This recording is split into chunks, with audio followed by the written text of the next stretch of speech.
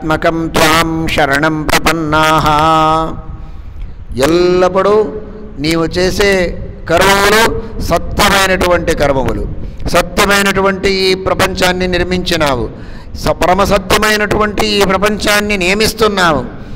పరమసత్యమైనటువంటి విషయములను ప్రతిపాదించే 3 వేదములతో ప్రతిపాద్యుడయ్యావు నీవు. ఈ సత్యమైన ప్రపంచానికి సత్యత్వాన్ని ఇచ్చిన వాడువి నీవు. అంతేకాక సత తీయ, సత అంటే ముక్తులు, తీ అంటే ఈ సంసారంలో ఉన్నవారు, ముక్తిని పొందినవారు, సంసారంలో ఉన్నవారు, అందరినీ నియమించేవారు కావున నీవు సత్యుడివి. ఈ సమగ్రమైనటువంటి ప్రపంచాన్ని స్వీకరించి నీ యందు ప్రళయకాలమునందు ఆ వటపత్రం మీద పడుకొని ఉంటావు. సత్యమైనటువంటి ప్రపంచాన్ని నీ కడుపు యందు పెట్టుకొని ఉంటావు కావున సత్యాత్మక అంటారు నీకు. సత్యం ఆదత్తే ఇది సత్యాత్మ. అంతేకాక ఈ ప్రపంచం ఉన్నప్పుడు ఆ ప్రపంచమునందు తనోతి, ఈ ప్రపంచమునందు అంతటా నిండి నిబిడీకృతమై ఉంటావు కావున నీకు సత్యాత్మ అంటారు. సత్యాత్మకం త్వాం శరణం ప్రపన్నాః. శృణ్వన్ గృణన్ సంస్మరయంశ్చ చింతయన్ నామాని రూపాణి చ మంగళాని తే క్రియాసు యస్త్వచ్చరణారవిందయోరావిష్టచిత్తో న భవాయ కల్పతే. ఎవరు ఎల్లప్పుడూ నిన్ను తలుస్తూ ఉంటారో, నీ గురించి చెప్తూ ఉంటారో, వింటూ ఉంటారో, అలాంటి వారు ఎప్పుడూ ఈ సంసారమునందు దుఃఖించరు.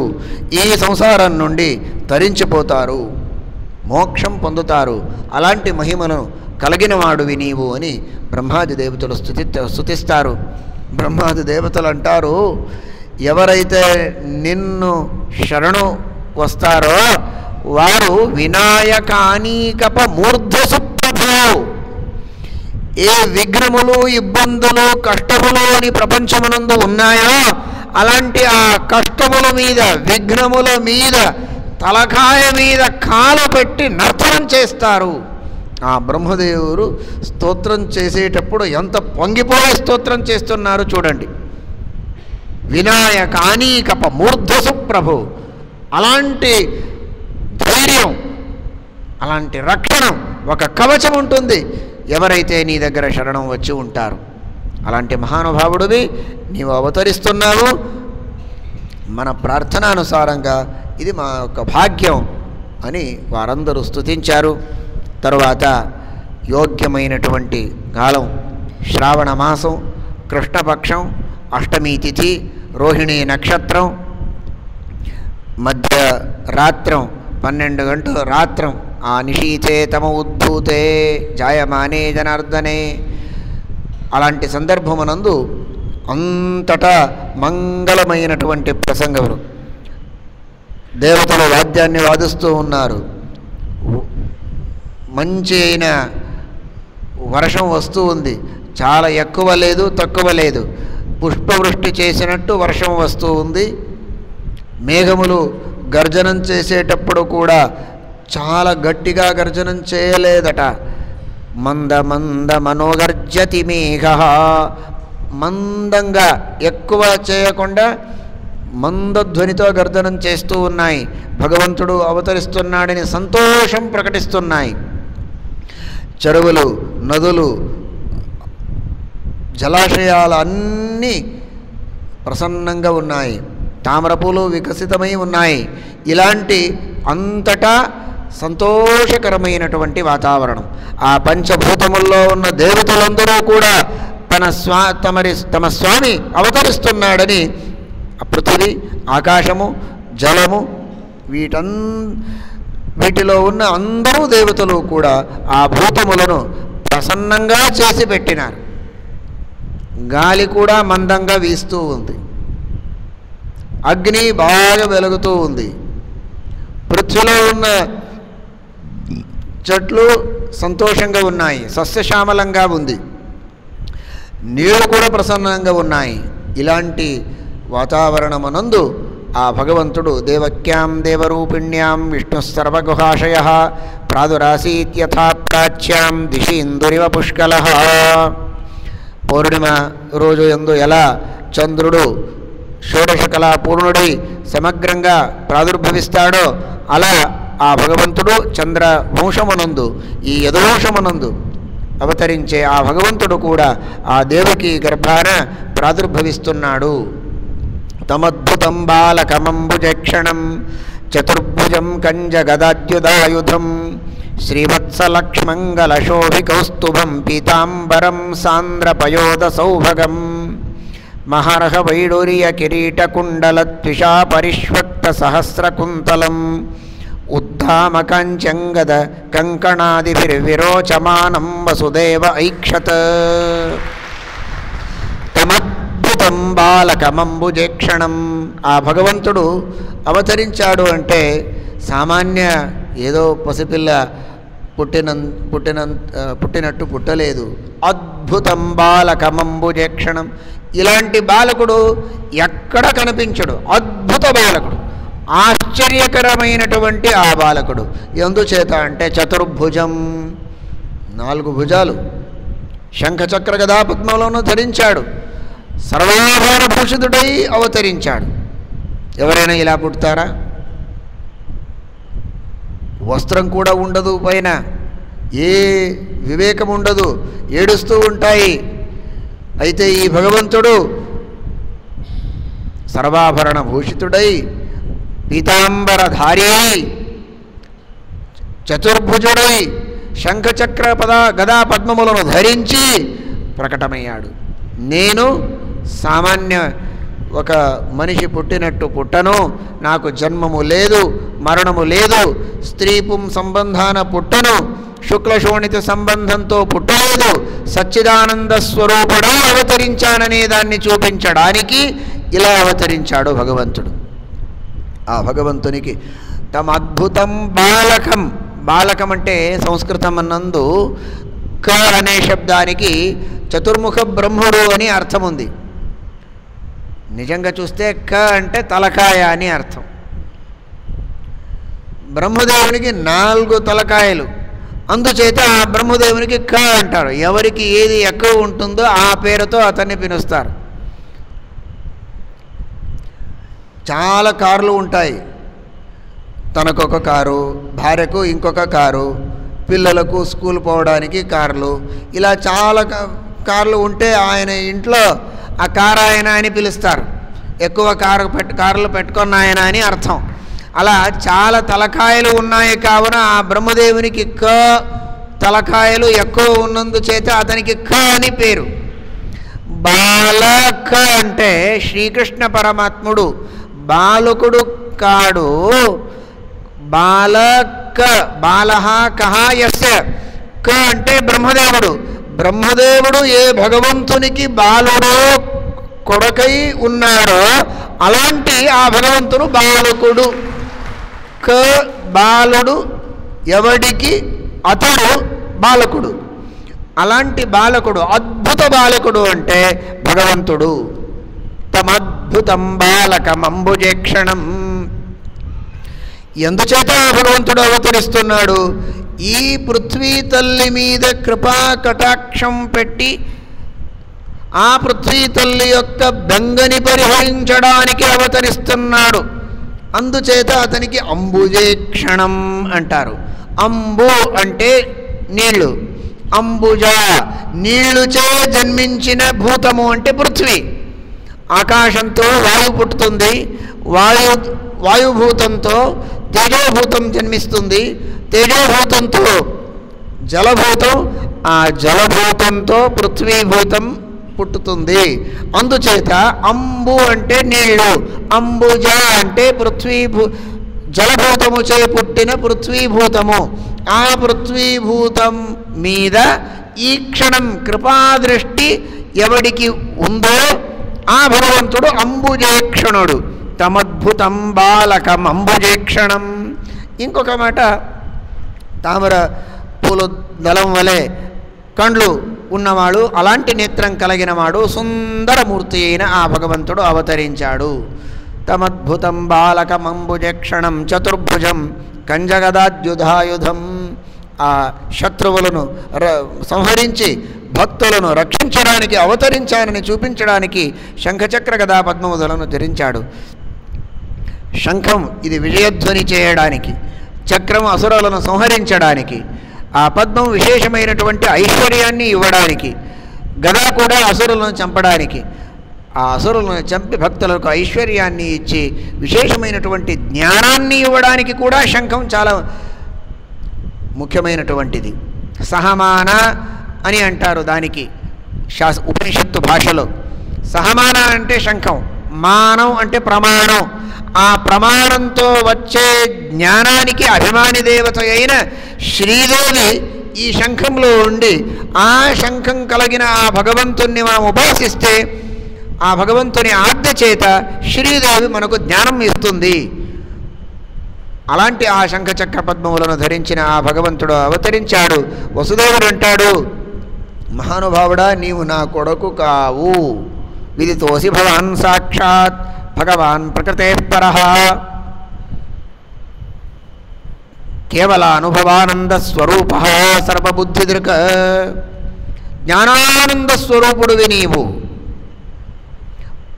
ఆ ప్రకృతి కంటే పెద్దవాడివి, ప్రకృతిని సృష్టించేవాడివి. ప్రకృతి అనాది అయినా ఆ ప్రకృతి చేత మహత్తత్వాన్ని, అహంకారతత్వాన్ని, పంచమహాభూతులను, ఈ ప్రపంచాన్ని, ప్రతి ఒక్క జీవులకు దేహములను నిర్మించి ఇచ్చే మహానుభావుడివి నీవు.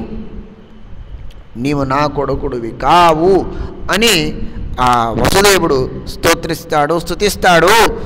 అంటారు వాదిరాజుల మహానుభావులు, ఎప్పుడు తల్లిదండ్రులే నా కొడుకుని ఒప్పుకోవడానికి సిద్ధులు లేరు, అలాంటి పరిస్థితిలో భగవంతుడు వసుదేవుడి కొడుకుని మీరెందుకంటున్నారు? శ్రీకృష్ణ పరమాత్ముడు ఎవడు అంటే వసుదేవ దేవకి కొడుకు అని చెప్తారు కదా. కాదు, వారే ఒప్పుకోలేదు. ఈయన ఎవరి కొడుకు అని చెప్పడానికి నిజంగా అథారిటీ ఎవరు? తల్లిదండ్రులే కదా. అందరూ అంటారు వీరు ఫలానా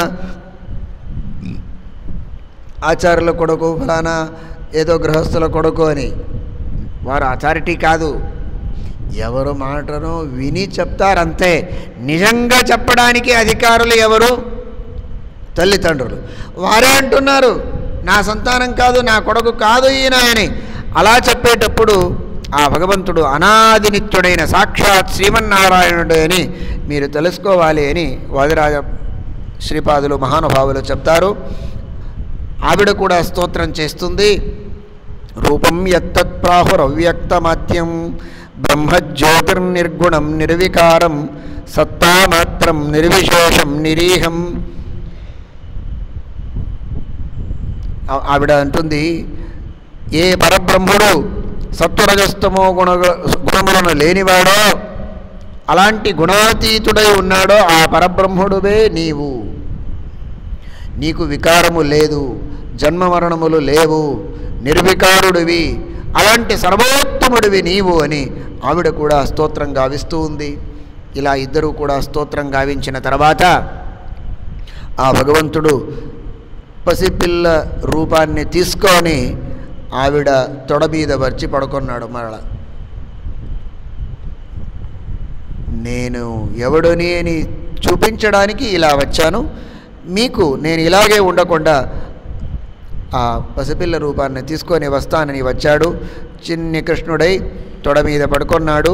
వసుదేవునికి ఆజ్ఞాపించినాడు, నన్ను ఇక్కడ పెట్టకు, ఆ నందగోకులానికి తీసుకువెళ్ళాలి, అక్కడ నన్ను పెట్టి అక్కడ అవతరించిన నా భార్య నిజంగా అయినా ఇప్పుడు చెల్లలై పుట్టిన ఆ దుర్గా ఆవిడని తీసుకొని నీవు రావాలి అని. సరిని తీసుకుపోయాడు. శ్రీకృష్ణుణ్ణి ఎప్పుడైతే ఇక్కడ శ్రీకృష్ణుణ్ణి పోవాలి అని ఎప్పుడైతే ఈయన అనుకున్నాడో పోవడానికి వీలు లేదు కదా. కారాగారంలో పెట్టినారు, తలుపు వేసినారు, ఇనుప తలుపు తాళం వేసినారు, అందరూ రక్షిస్తూ ఉన్నారు. ఎలా పోవాలి వీరందరినీ దాటి? అలా ఆలోచించేటప్పుడు సాక్షాత్ మహాలక్ష్మి దుర్గాదేవి, తమో గుణానికి అభిమాని దేవత ఆవిడ. అలాంటి ఆ తమో గుణము యొక్క కార్యమే నిద్ర.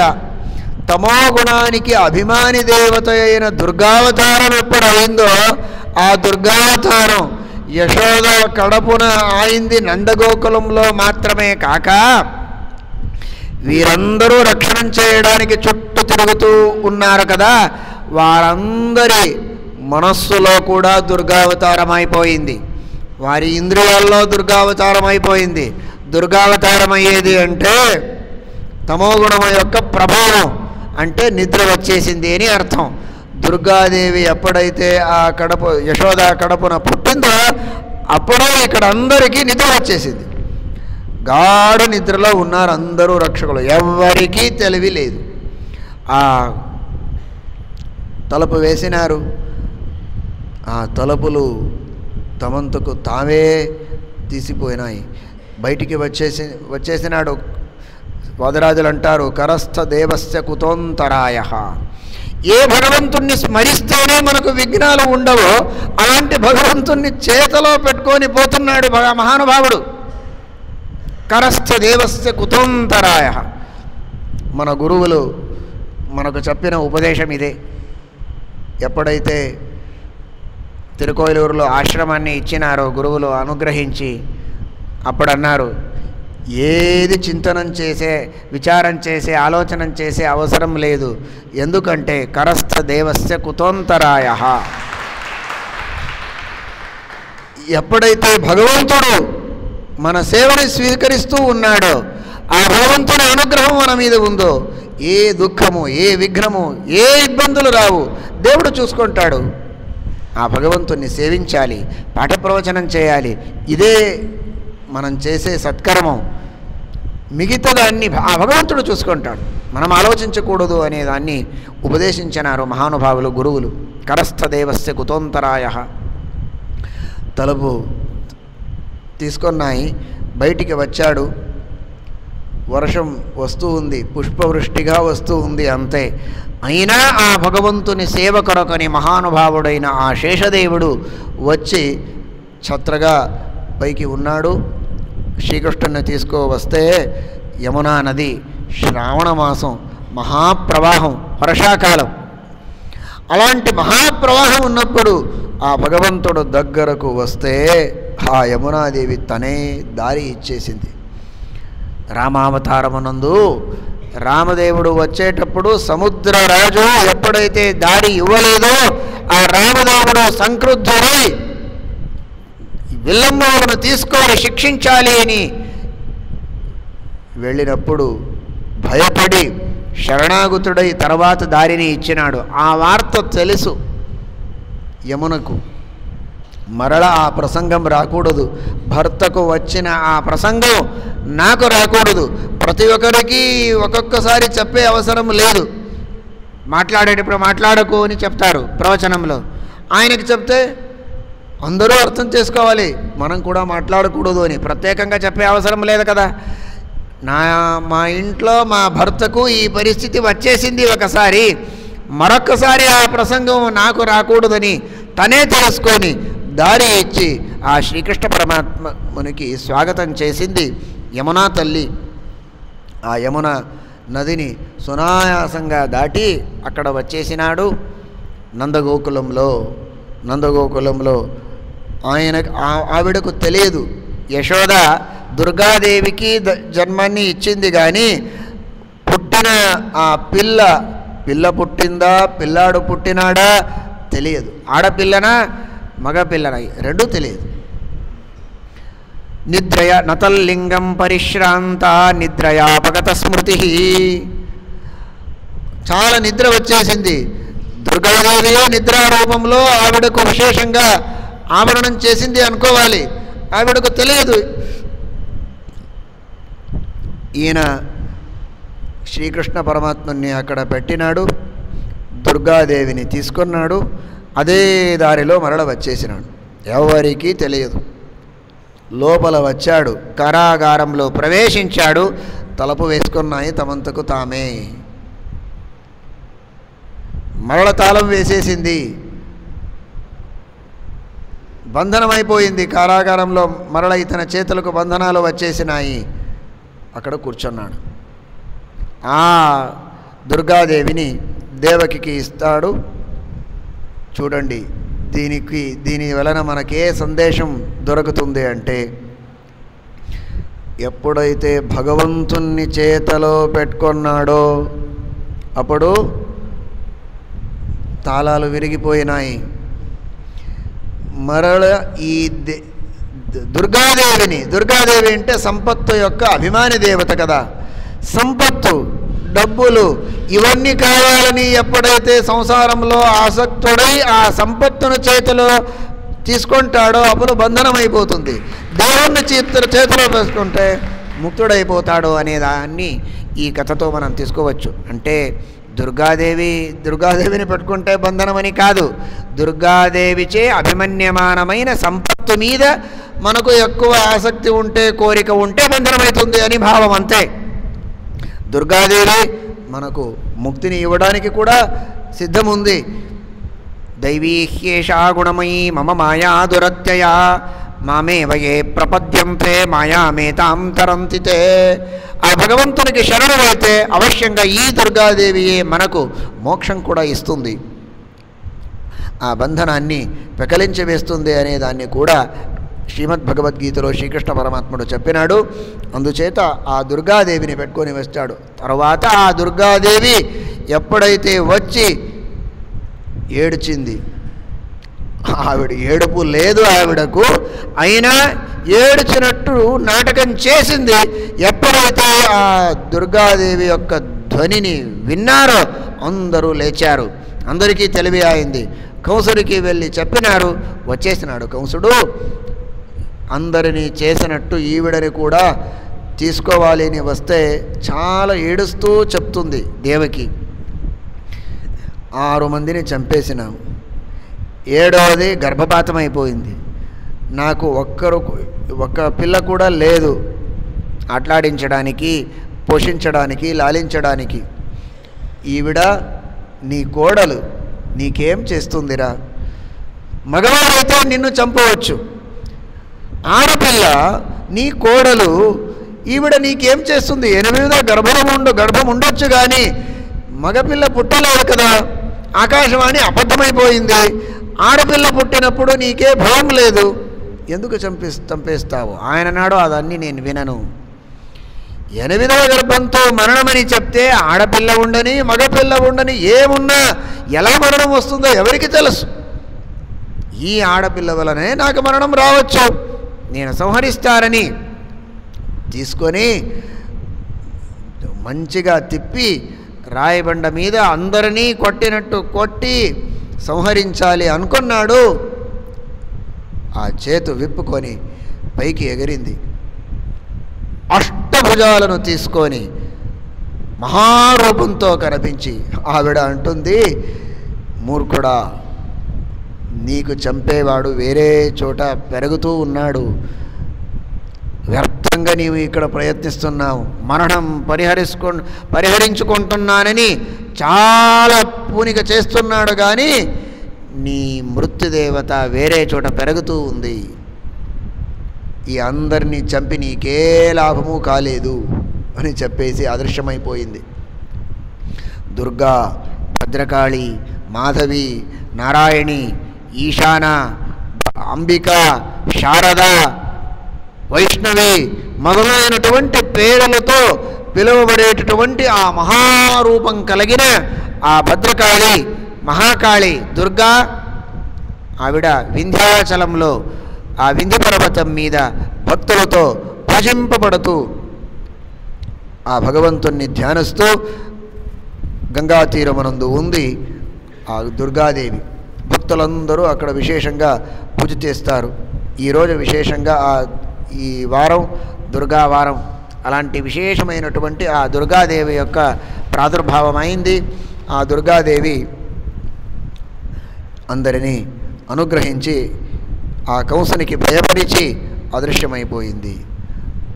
తరువాత ఎవరికీ కనిపించకుండా దేవకికి మాత్రమే కనిపించేటట్టు ఒక చిన్న పసిపిల్లగా, ఆడపిల్లగా ఆవిడ తొడ మీద దుర్గాదేవి వచ్చి కూర్చున్నది, ఎవరికి కనిపించలేదు, ఆవిడకు మాత్రమే తెలిసేటట్టు ఆ దుర్గాదేవి ఉంది అనేదాన్ని కూడా చెప్తారు.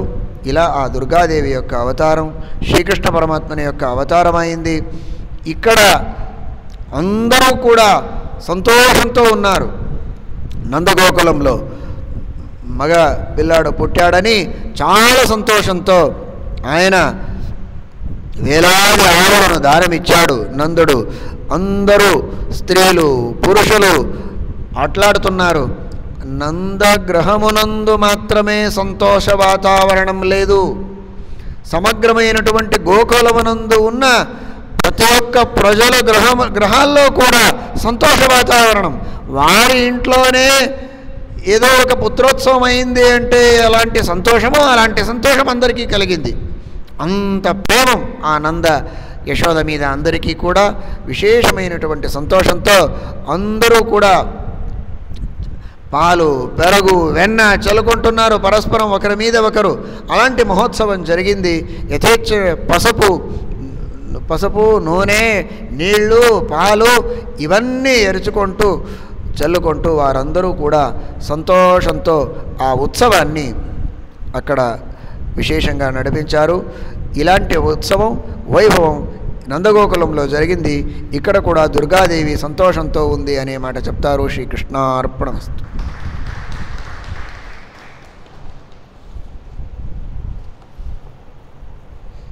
జై జై రామ హరే జై జై కృష్ణ హరే రామ రామ హరే రామ కృష్ణ హరే